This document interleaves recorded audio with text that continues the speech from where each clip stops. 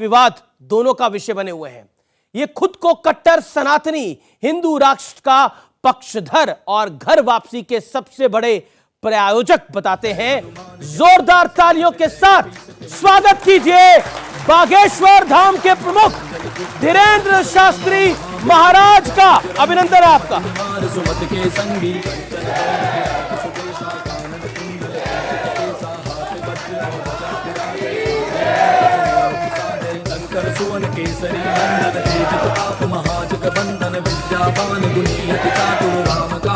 अभिनंदन है आपका।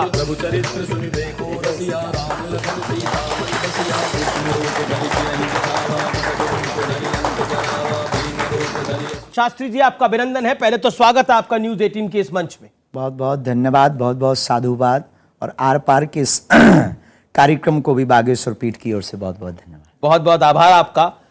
लेकिन आपकी जबरदस्त फैन फॉलोइंग है। मैं युवाओं के हिसाब से अगर पूछूं तो जबरदस्त फैन फॉलोइंग है।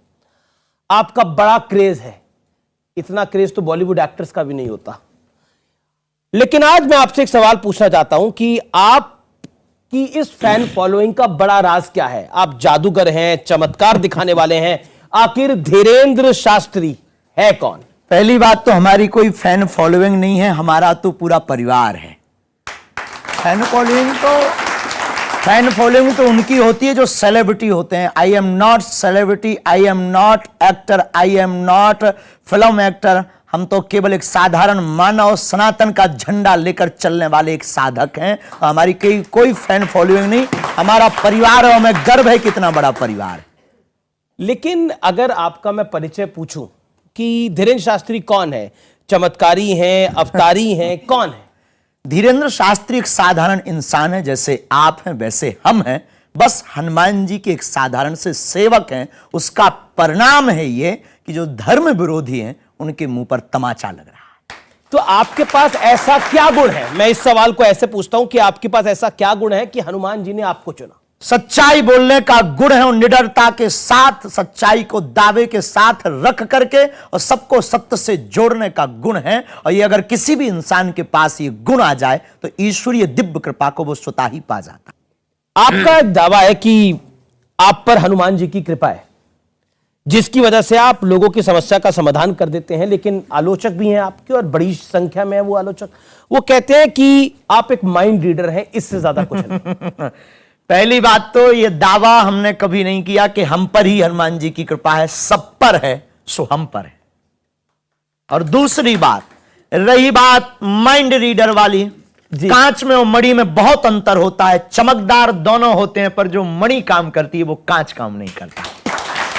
ये देश सेकुलर है, लेकिन आप हिंदू राष्ट्र की जिद पे अड़े हैं और अपनी बात पे निडर होके क्यों खड़े हैं? अगर हिंदुस्तान में रहने वाला हिंदू राष्ट्र की जिद पर नहीं अड़ा तो वो हिंदुस्तानी है ही नहीं। वो लगता है वेस्ट इंडीज का आदमी है। अगर हिंदुस्तान में रहकर हिंदुस्तानी व्यक्ति हिंद महासागर के सन्निकट रहने वाला ही हिंदू राष्ट्र नहीं कहेगा तो क्या पाकिस्तान वाले कहेंगे? और रही हमारी बात, जिनको जो लगता हो लगने दो। हम अपनी बात से न कभी झुकेंगे, न कभी मुड़ेंगे, न कभी रुकेंगे। भारत हिंदू राष्ट्र था, है और फिर घोषित होकर रहेगा। लेकिन संविधान में सभी धर्मों को समान अधिकार मिला है। सेकुलर है हमारा देश, तो सिर्फ हिंदुओं के आधार पर देश कैसे हो सकता है? पंथ निरपेक्ष राष्ट्र है। संविधान में 125 बार पत्रकार महोदय संशोधन लगभग हो चुका है। 126 बार हिंदू राष्ट्र के लिए भी होना चाहिए। असाउद्दीन ओवैसी आपको बहुत प्रेम करते हैं, बहुत प्यार करते हैं। यू कह दीजिएगा सेम टू। और वो इतना प्रेम करते हैं और उन्होंने क्या कहा है मैं सुनाना चाहता हूं आपको। असाउद्दीन ओवैसी सांसद हैं AIMIM के और आपको बहुत प्रेम करते हैं। वो क्या कहते हैं सुनिए जरा। कैसे आप कह सकते हैं कि इस देश को ऐसा बना देंगे? कैसे बनाएंगे आप? तो आप अंबेडकर के संविधान को जला देंगे क्या? इन्होंने कहा कैसे आप कह सकते हैं? जैसे इनके लोग गजवाए हिंद कह सकते वैसे हम भगवाई हिंद कह सकते।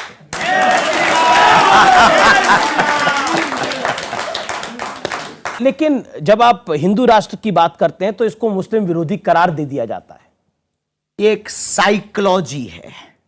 साइकोलॉजी है। कैसे? एक साइकोलॉजी ऐसे है कि किसी भी सनातनीय व्यक्ति को गिराने का बढ़िया उपाय यही है कि किसी पंथ और मजहब को सामने खड़ा कर दो ताकि वो अपने मिशन में सक्सेसफुल ना हो पावे, वो भारत में समानता की नीति ना स्थापित कर पावे, वो राम राज्य की नीति ना स्थापित करवा पावे, और इस देश में एकता ना हो पावे, इस देश में धर्म का जो लड़ाई है, पंथ की जो लड़ाई है, वो ना मिट पावे। अगर ये मिट जाएगी तो राजनीतिक रोटियां नहीं सिकेंगी। राजनीतिक रोटियां नहीं सिकेंगी। लेकिन आप एक शब्द यूज करते हैं ठटरी के, बहुत प्यारा शब्द है। अब बुंदेलखंडी आदमी अब तो लगभग भारत का प्रत्येक बागेश्वरधाम से जुड़ा हुआ भक्त उस बात को जानता भी है, परिवार के लोग हमारे जानते हैं। ठटरी बरे शब्द का अर्थ है सत्य, यथार्थ, शाश्वत। एक दिन ठटरी सबकी बरनी है और उसकी ठटरी भर चुकी जो सनातन के खिलाफ है। उसकी ठटरी भर चुकी जो सनातन के खिलाफ है। तो सनातन के खिलाफ आप किसको मानते हैं? ठीक जिन लोगों का आपने नाम लिया। आपके एक मित्र हैं शेख मुबारक खान। शेख मुबारक खान आपके मित्र हैं। अच्छा, 500-600 मुसलमान परिवार हमारे शिष्य भी हैं, ये भी हम आपको बता देते हैं। हर पंथ के लोग हमसे जुड़े हुए हैं और उनमें कोई दोष नहीं है। और अभी जहां हम कथा करके आए वहां मुसलमान ने तो फूल वर्षा करके हमारा स्वागत भी किया और हिंदू राष्ट्र का भी स्वागत किया। तो यही तो परेशानी है आपसे कई लोगों को। आप क्रिश्चियन को हिंदू बना देते हैं, मुसलमान को हिंदू बना देते हैं।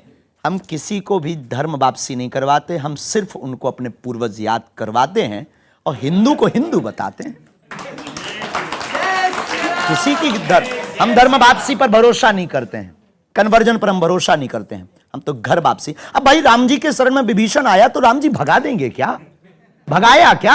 आए तो राम जी ने गया, वो भी तो शत्रु का भाई था विभीषण, उन्होंने भी गले लगाया और हम भी प्यारे यही करते हैं, क्या गुनाह करते हैं।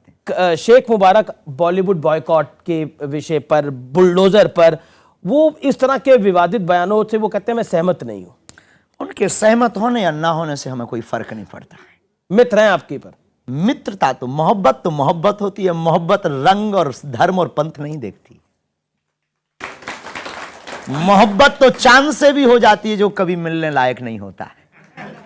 आपने एक बयान दिया, तुम अभी भी नहीं जागे तो तुम्हें भागना पड़ेगा, इसलिए निवेदन है कि सभी हिंदू एक हो जाओ और पत्थर फेंकने वालों के घर बुलडोजर चलवाओ। क्यों? अगर कोई पत्थर फेंके तो क्या करें? स्वागत करें। हमने सिर्फ विनम्रता पूर्वक कहा आत्मरक्षा। हमारा यह बयान पूर्णतया अहिंसात्मक है। इसमें हिंसा को, बुलडोजर चलवाना अहिंसात्मक है। इसमें हिंसा को किंचित मात्र भी जगह नहीं है। हमने ये नहीं कहा है कि किसी का घर मिटाओ, हमने ये कहा है कि ना तुम पत्थर चलाओ ना हमसे बुलडोजर चलवाओ।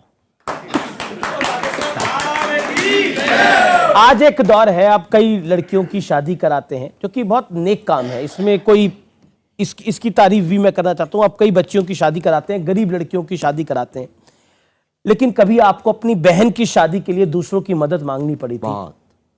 तब शेख मुबारक ने आपकी मदद करी थी? हाँ, उन्होंने की। बहुत लोगों ने उस वक्त हमारी मदद की, उसमें शेख मुबारक एक ने बहुत अच्छी भूमिका निभाई। देखो, हम आप सबको बताएं, यहाँ जो बैठे हैं, जो टीवी पर आर पार पर देखेंगे, हमने अपने जीवन काल में बहुत झंझट। देखो, आपकी महंगी गाड़ी चलाने वाला अक्सर रिक्शे से घर जाता है, करोड़ों अरबों का बंगला बनाने वाला अक्सर बिना छत के सोता है, दुनिया को हंसाने वाला अक्सर अकेले में रोता है। ये एक व्यवस्था है इस प्रकृति की। हमने अपने जीवन में बहुत अभाव देखे, बहुत आंसू बहाए, बहुत संघर्ष, आज भी संघर्ष। लोगों को लगता है, लोग तारीफ करते रहे जिंदगी भर उस दीवार पर टंगी चित्र की, लेकिन उस जो चित्र जिस कील पर टंगा रहा उसका संघर्ष किसी ने नहीं देखा। आज लोगों को चुभ रहे होंगे हम, आज लोगों को लग रहा होगा कि ये बन ठन करके टीवी पर आकर प्रवचन ठोक रहा है, लेकिन उसके पीछे हमने कितने संघर्ष झेले और कितने झेल नहीं रहे। सनातन हमारे बाप की बाप होती है और हम सनातन अपने लिए नहीं कर रहे। सनातन से हमारा कोई निजी हित नहीं है। कन्या विवाह 125-50 करवाने के लिए कर्जा उठा उठा करके हम बेटियों का विवाह कर रहे हैं, उससे हमारा कोई निजी स्वार्थ नहीं। इससे हमारा कोई निजी हित नहीं हो रहा है, ना आश्रम का हित हो रहा है, और हमारा तो आश्रम भी नहीं बन पा रहा है। और आगामी समय में आने वाली कथाओं की दक्षिणा से कैंसर हॉस्पिटल बनवा रहे हैं, वो भी मंत्र चिकित्सा करने वाली एक परंपरा का एक साधक, उससे भी हमारा कोई हित नहीं है। लेकिन हमारा सिर्फ संकल्प मानवता और प्रत्येक व्यक्ति को राम से जोड़ने का। लेकिन आपने बोला अब तो मुख्यमंत्री आते हैं, पूर्व मुख्यमंत्री आते हैं, कांग्रेस आती है, बीजेपी आती है, तो अब एक इमेज जाती है कि अब तो बाबा सर्वे सर्वा हो गए हैं, अब इनके आगे कौन। दयालु, हम आपको बहुत विनम्रता पूर्वक कहें, हम प्रभाव में पड़ने वालों में से नहीं है। हमारे ऊपर पहले ही एक का प्रभाव पड़ चुका है, वो बजरंगबली का है। बाकी हम प्रभाव में बहुत ज्यादा, प्रभाव के लोगों से बहुत ज्यादा अपेक्षा नहीं रखते हैं, और प्रभाव के लोगों से बहुत ज्यादा हम मतलब भी नहीं रखते हैं। कोई आए तो स्वागत है, सब आते हैं। आपने एक बात बोली कि अक्सर लोगों को हंसाने वाला अकेला बैठ के रोता है। मैं आपसे जानना चाहता हूं कि अकेले बैठ के आप क्या सोचते हैं जब रात को समय हो जाता है, जब आप अकेले होते हैं। 24 घंटे में हमारे 3 या 4 घंटे हैं निजी जी। चाहे हम सो लें, चाहे हम जो कर लें, क्योंकि वहां हजारों लोग आते हैं। हमें लगने लगता कि अगर हम सोते रहेंगे तो बेचारे इन पर क्या बीतेगी। अपेक्षाएं लेकर के लोग आते हैं, तो हमारे अकेले और एकांत में सिर्फ 2, 3, 4 घंटे जो होते हैं, तो अकेले क्या सोचते हैं बाबा? सनातन, लोगों का हित कैसे हो जाए। कांग्रेस पार्टी के एक बड़े नेता है, पूर्व विदेश मंत्री हैं, सलमान खुर्शीद साहब, वो कहते हैं कि राम राज्य इज इक्वल टू निजाम मुस्तफा, ये दोनों समान है, इसमें कोई फर्क नहीं है। 1 अरब 98 करोड़ 56 लाख 58,110 साल पुराना धर्म है।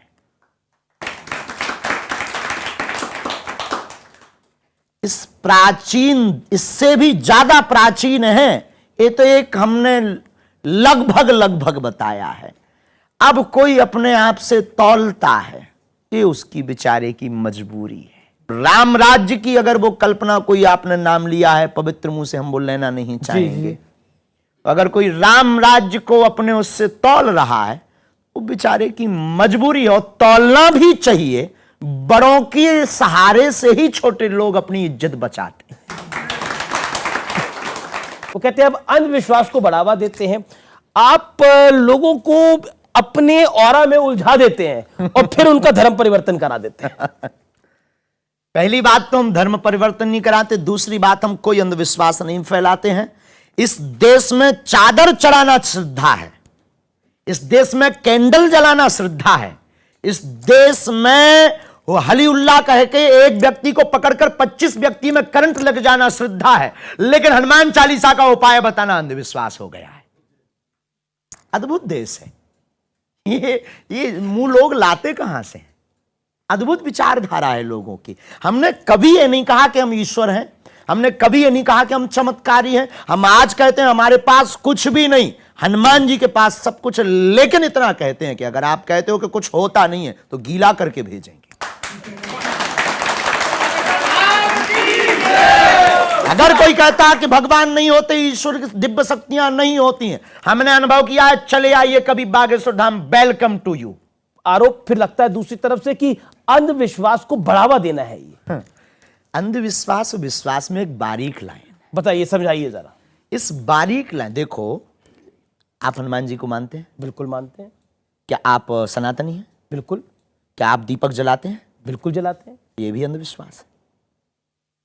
तो आप कह रहे दीपक जलाना भी अंधविश्वास? अगर हनुमान चालीसा पढ़ना अंधविश्वास किसी को लग रहा, हनुमान जी की अष्ट सिद्धियों का प्रचार करना अगर अंधविश्वास किसी को लग रहा, तो उसमें अमीश देवगन जी भी अंधविश्वासी हैं, क्योंकि वो भी हनुमान चालीसा पढ़ते हैं और दीपक जलाते हैं। लेकिन अब आपको तो डिफरेंट टाइप के चैलेंज दिए जा रहे हैं। पहले एक 30 लाख वाला चैलेंज था, अब 1 करोड़ वाला चैलेंज हो रहा है। जैसे जैसे आपकी पॉपुलैरिटी बढ़ रही है, चैलेंज का प्राइस भी बढ़ता जा रहा है। हाथी चले बाजार, ये चलता रहता है। हम कोई फरमाइशी प्रोग्राम है कि किसी ने फरमाइश की हम गाना बजा दें? आपकी तरफ से ऐसी भावना चली जाती है कि आप बीमारों का इलाज कर देते हैं, तो फिर दूसरी तरफ से कहा जाता है कि अस्पताल बंद कर दीजिए, धीरेन्द्र शास्त्री के पास ही चलिए सब लोग।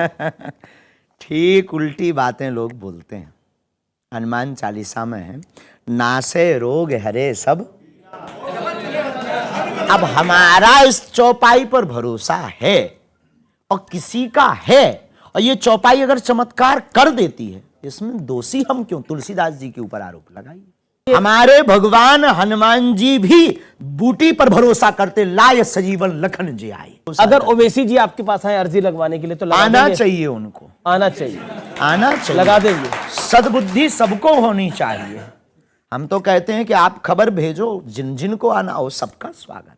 अच्छा, किस किस का आपने पर्चा, मतलब नेताओं में राहुल गांधी जी का पर्चा खोला कभी? किसी का पर्चा जो आता है उसकी अर्जी लगती है। हमारी कोई निजी आस्था से पर्चा नहीं बनता है, उनकी प्रेरणा से पर्चा बनता है। तो ये पर्चे की कहानी क्या है? कुछ भी नहीं, ये आदि कवि महर्षि वाल्मीकि जी के समय से चल रही परंपरा है। लोगों ने अब जाना है। कभी अगर आज हमारे दादा गुरु जी होते तो लोग शायद ये प्रश्न भी नहीं कर पाते, क्योंकि उस जमाने में मीडिया नहीं थी। हमारे दादा गुरु तो अब समझाओ हमारे बाप के बाप हैं, तो वो हम जब इतने खतरनाक है तो वो कितने नहीं होंगे। लेकिन यहाँ पर कई लोग हैं जो अपने पर्चे खुलवाना चाहते हैं। बिल्कुल आना चाहिए। जो स्टूडियो के उस पार है, यानी कैमरा के थ्रू आपको देख रहे हैं, वो अपने पर्चा खुलवाना चाहते हैं। बिल्कुल तो खुलवाना क्या कहना चाहिए। चाहते हैं? यही कहना चाहेंगे, बागेश्वर धाम प्रेम पूर्वक आओ। पर्चा तो एक बहाना है, असलियत में सबको हनुमान जी का बनाना। सवाल कोई पूछना चाहता है तो पूछे। जी जी जी। बाबा जी, मैं फरीदाबाद से रोहितास ताहिर। मेरा एक सवाल है, आप अभी अभी कह रहे थे कि जब आप एकांत में होते हैं तो ये सोचते हैं कि सबका भला कैसा हो। आप स्वयं बागेश्वर सरकार हैं। धीरेन्द्र, आप I am not Bageshwar Dham सरकार, लोग जानते हैं। हाँ, तो आप तो कुछ भी कर सकते हैं। बिल्कुल नहीं कर सकते, प्रार्थना कर सकते हैं। कि आपने जो बात रखी धर्म निरपेक्ष के बारे में, कि सिर्फ हिंदू, तो धर्म तो जो है मेरे ख्याल से हिंदू, मुस्लिम, सिख, ईसाई, उससे भी बड़ा शब्द है।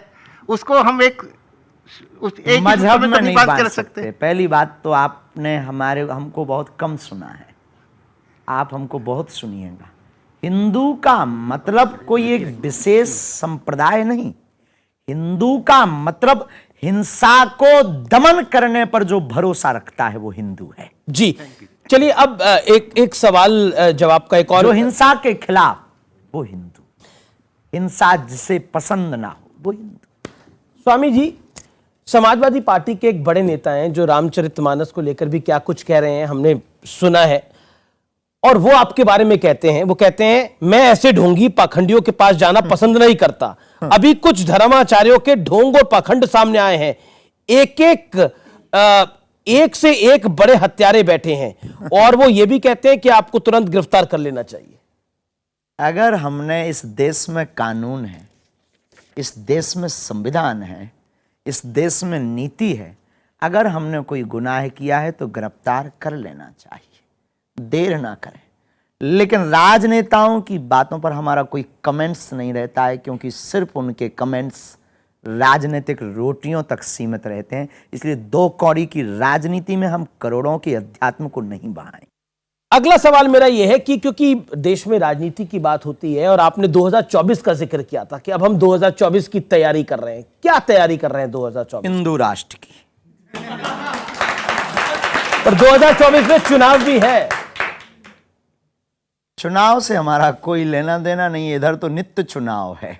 अच्छा, एक बात बताइए, बागेश्वर धाम में आप रहते हैं धीरेन्द्र शास्त्री, आपको डर लगता है? किसी के बाप से नहीं। तो कभी डर नहीं लगता कि देखिए अब आपका डरे किसके बाप से? हमने ना तो किसी के बाप के बैल छोड़े हैं, ना किसी के मकान पर कब्जा किया, ना हमने जमीनें छोड़ाई, ना किसी से दान लिया, तो किसके बाप से डरें? हम बांटने बैठे हैं तो सिर्फ हनुमान जी से डरते हैं, पाप से डरते हैं। हमारे द्वारा कोई ऐसा कृत्य ना हो जाए जिससे धर्म को नीचे देखना पड़े, इससे डर लगता है। लेकिन एक विषय है जो कि बहुत महत्वपूर्ण है, और यह विषय मेरे दिल के भी बड़ा करीब है, और मैं इस पर सवाल आपसे पूछना चाहता हूं। रामचरितमानस को लेकर बहुत सारी बयानबाजी हुई, किसी ने उसको नफरत वाला ग्रंथ कहा, जिसने आपको भी जेल भेजने की बात कही उसने भी उसको नफरत वाला ग्रंथ कहा। मैं स्वामी प्रसाद मौर्य की बात कर रहा हूं, और एक बिहार के मंत्री उन्होंने भी कहा, और किसी ने इसको महिला विरोधी, किसी ने इसको दलित विरोधी कहा। क्या कहते हैं? इस देश में ऐसे लोगों की बात करना ही पाप है। राम के देश में राम के विरोधी की बात करना सीधी सी बात है कि उसको बार बार प्रोड्यूस करना है और बार बार उसको आगे अप्रोच करना है। ऐसे व्यक्ति के बारे में ना तो सोचना चाहिए ना बात करनी चाहिए। हरिहर निंदा सुने जो काना, हो ही पाप गौ घात समाना। माता पिता भगवान शिव भगवान विष्णु की निंदा करने वाले व्यक्ति को सुनना और उसको देखना गो हत्या बराबर पाप है। आपने दावा किया था कि आपके खिलाफ विदेश से प्लानिंग हो रही है और आपके विरोधियों की संख्या देश के उस पार बढ़ती जा रही है। आप पाकिस्तानियों की भी हिट लिस्ट पे हैं। क्या आपको लगता है कि आपकी सुरक्षा अब होनी चाहिए? साधु संत के तुम रखवारे, असुर निकंदन राम। वैसे तो उन्होंने हमें सिक्योरिटी दे रखी है श्री हनुमान जी ने, लेकिन लौकिक व्यवहार में अगर किसी को गर्राहट है तो उसके लिए अगर कोई व्यवस्था हो और है तो कोई दोष नहीं है या कोई बुराई नहीं। सबको डर, देखो इस देश में कल तक हम कथा कर रहे थे, दरबार लगा रहे थे, कभी बात नहीं उठी। जब से पुरजोर तरीके से कन्वर्जन को रोका तब से लोगों को जलन हुई, तब से नए नए प्लान, एक लॉबी आपके खिलाफ है। पूरी प्लांटेड लोगों का आना, प्लांटेड दरबार में चिल्लाना। अभी कुछ दिन पहले एक प्लांटेड व्यक्ति का पोल खोला दरबार में ही, वो 20 दरबार में चिल्ला पड़ा। धाम पे भी प्लांटेड लोग आना, फिर ये एक छोटा सा विवाद बहुत बड़ा बना देना। ये सिर्फ और सिर्फ बागेश्वर धाम के जो सेवक हैं जी, उनको गिराने का एक बहुत बड़ा षड्यंत्र चल रहा, क्योंकि जो करोड़ों रुपए धर्म परिवर्तन कराने में खर्च कर सकते हैं तो वो धीरेन्द्र कृष्ण के ऊपर क्यों नहीं कर सकते? सच्चाई ये है, क्योंकि उन्हें डर है कि उनके मिशन को फेल हम कर। मैं एक सवाल पूछता हूं, आप ईसाइयों के खिलाफ है? बिल्कुल भी नहीं। मुसलमानों के खिलाफ है? बिल्कुल भी नहीं। तो सारी घर वापसी तो वहीं से हो रही है। फिर वही बात, धर्म परिवर्तन वो कराएं, हम तो घर वापसी करवा रहे हैं। चलिए अगला राउंड, और ये आखिरी राउंड भी है, और इस राउंड में मैं आपको कुछ तस्वीरें दिखाऊंगा और आपकी प्रतिक्रिया उस पर लूंगा। इस राउंड की शुरुआत करते हैं और पहली तो तस्वीर आ रही है, आपका वाकई दिल खुश हो जाएगा और आप अपनी गद्दी से भी खड़े हो जाएंगे। जो तस्वीर मैं दिखाने जा रहा हूं, वाकई मैं कह रहा हूं, कोई बात है तो हम खड़े भी हो जाएं। जी, ये तस्वीर आप देख सकते हैं स्क्रीन के पीछे। वाह, जय हो। जगत गुरु रामभद्राचार्य जी, पूज्य गुरुदेव भगवान है ये हमारे, उन्हीं की कृपा है। जय हो गुरुदेव भगवान की। तो क्या कहना चाहते हैं आप गुरु जी के बारे में अपने? बस जो पूछते थे आज तक की चमत्कार क्या है, ये है जिनके नेत्र नहीं है, अनेकों ग्रंथों की जिन्होंने रचना की हो, अनेक भाषाओं का जिनको ज्ञान हो, राम मंदिर का मुद्दा जिन्होंने सुप्रीम कोर्ट में जाकर के रखा हो और साक्ष्य प्रस्तुत किए हों, और साक्ष्य प्रस्तुतिकरण से जिन महापुरुष ने जज को भी चौंका दिया हो इस देश में, इससे बड़ा चमत्कार और क्या हो। तो आप कह रहे हैं ये है चमत्कार? ये भारत के जो लोग हमसे अब तक पूछते थे कि चमत्कार क्या है, उनको हमारे पास आने के पहले हमारे गुरुजी के बारे में समझ लेना चाहिए। पूज्य जगत गुरु भगवान तुलसी पीठ वाले। अगली तस्वीर जो है, देखते हैं कौन सी आ रही है, मुझे भी नहीं पता है। ये राहुल गांधी जी की, क्या कहना चाहते हैं? No comments. No comments. राजनेता और राजनीति पर ये भी हमारा काफी आजकल धर्म के बारे में बात कर रहे हैं। स्वागत है। अगली तस्वीर देख लेते हैं किसकी आ रही है। नरेंद्र मोदी और योगी आदित्यनाथ, एक देश के प्रधानमंत्री हैं, एक उत्तर प्रदेश के मुख्यमंत्री हैं। राजपीठ के इस देश की प्रमुख सत्ता पर जो बैठे हैं और राष्ट्र हित जो कर रहे हैं, उन सबको बागेश्वर पीठ से साधुवाद। अगली तो कुछ कहना, आप प्रधानमंत्री मोदी जैसा काम कर रहे हैं, उस पर आप कुछ प्रतिक्रिया करना चाहते हैं? योगी आदित्यनाथ कुछ काम कर रहे हैं, किसी पर क्या कहेंगे? जो कर रहे हैं सब हमारे लिए, तो सब जो भी कर रहे हैं सब बढ़िया है। नमस्कार व्यूअर्स, आज मेरे साथ एक बेहद खास मेहमान होंगे। इनकी उम्र भले ही केवल 27 साल है, लेकिन इनके बोल पूरे देश में चर्चा और विवाद दोनों का विषय बने हुए हैं। ये खुद को कट्टर सनातनी हिंदू राष्ट्र का पक्षधर और घर वापसी के सबसे बड़े प्रायोजक बताते हैं। जोरदार तालियों के साथ स्वागत कीजिए बागेश्वर धाम के प्रमुख धीरेन्द्र शास्त्री महाराज का। अभिनंदन है आपका।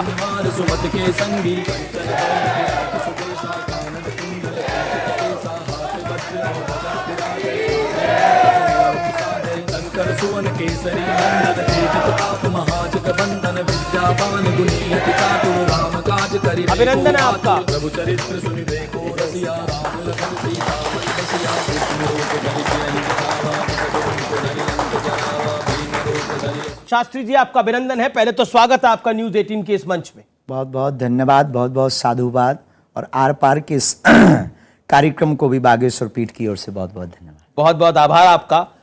लेकिन आपकी जबरदस्त फैन फॉलोइंग है। मैं युवाओं के हिसाब से अगर पूछूं तो जबरदस्त फैन फॉलोइंग है। आपका बड़ा क्रेज है।